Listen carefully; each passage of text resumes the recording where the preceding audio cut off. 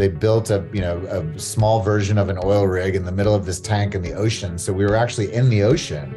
So I'd spend, sometimes 8, 10, 12 hours a day underwater, salt water, and it's mean and it's like you're burning and the oil rig was made out of like this jagged metal. So everyone kept getting hurt and cut all the time. And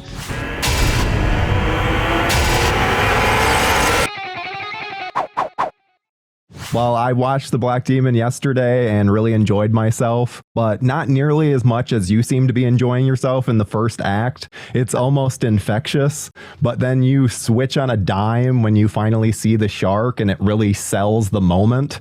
Can you talk about that choice and how much of that was planned? Well, the director and I talked about this movie in the beginning almost being like, a Steven Spielberg family movie, right? Where you see them and they're all happy and they're going on this trip together and that they're all having fun and that there's this really lovely camaraderie between the parents and the kids that hopefully has, a kind of a real family quality to it.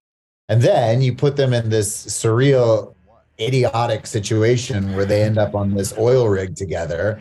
And try and make it seem like I always go back to what Christian Bale says about our job. We play make believe for a living. Like it's like one of the greatest actors in the world sort of, I don't want to say he dismisses it, but there's truth to that. And so one of the actors was very young. It's kind of his first movie. And so I'd say, hey man, like, imagine looking at that green dot out in the middle of the ocean right there. And we got to figure out and make it seem like that's actually a shark that's about to eat us. And so it's weirdly a lot of fun. But then, I don't know, the challenge is trying to make it seem like there truly is an authentic terror or a monster that's about to strike, and and how do you survive and how do you make it seem like it's I don't know, got a level of authenticity to it. That's the challenge of it. Well, and so that leads me perfectly to my next question, which is when approaching a movie like this, which has big spectacle and CGI, what do you look for as an actor to help you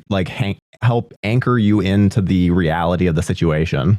I always look at it like, not to go back to acting school, but like, there's that whole thing where our job is to put on, in a sense, a mask. And the mask is then to pretend like, I remember going like, look, being in movement class as an actor and being like, you're a monkey now. You're a lion. You are these things. And to try and feel like, well, what would that feel like? And so in a situation like this, where they gave us a great tool on this movie where we weren't in a sound stage. They built a small version of an oil rig in the middle of this tank in the ocean. So we were actually in the ocean. So I'd spend, sometimes 8, 10, 12 hours a day underwater on a regulator and like as a almost like what it would be like having a job as a diver, because it's rare, when you go out and do a fun, resort dive or whatever, it's 40 minutes and it's like beautiful and all of that. But to be underwater working for a long period of time and it's a remarkable, interesting challenge. But then how do you do that where you're pretending to be eaten by a shark? It's like, it truly is make believe, it truly is cowboys and Indians, and it can be very fun. And also at the same time, it's something that is really hard to do well. Look, I look at all the Marvel movies, and so often I think a lot of people feel kind of a Marvel fatigue these days because you can see they're just a bunch of actors on a green screen in a studio somewhere. None of it's real, right? Yeah. My problem with a lot of the multiverse movies these days is I just see, actors on a green screen. And even if they're doing really good acting, it's not real at all. And so I don't know, man, it's a hard, weird challenge. I am shocked too that they actually built a little oil rig out, because I just assumed you guys were on with a green screen a lot of the time. Not at all. It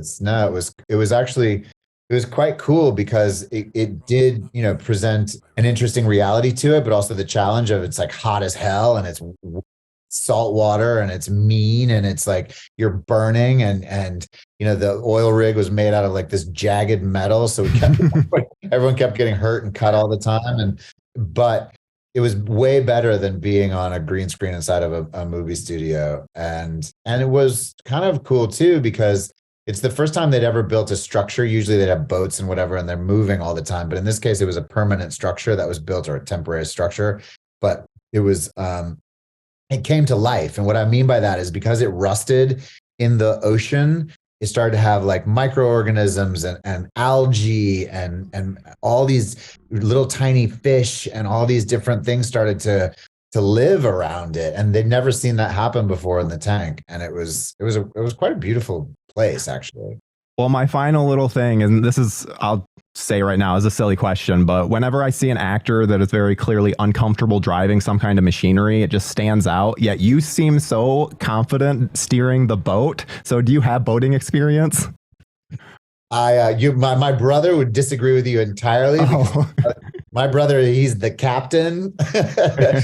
We do have a little boat on the where we grew up, and we were always on boats. And my brother was always like, "You suck. You're terrible at it."